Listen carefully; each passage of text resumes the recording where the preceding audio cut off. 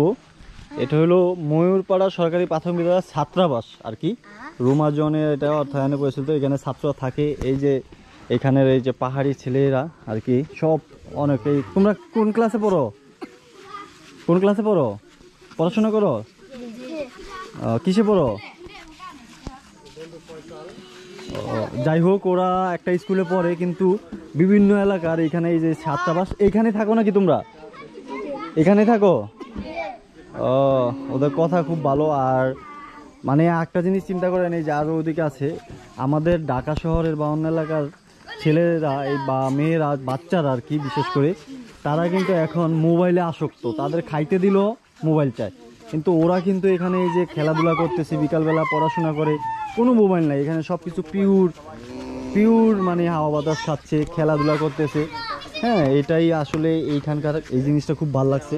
তো আমাদের কিন্তু ঢাকা শহরে বা অন্য অন্য এলাকায় এই জিনিসটা কিন্তু হয় না। আপনি বাচ্চাদের যদি মোবাইল না দেন তাহলে কিন্তু সে খাবে না। এটাই ঠিক আছে। ধন্যবাদ তোমাদের। হ্যাঁ, ওকে।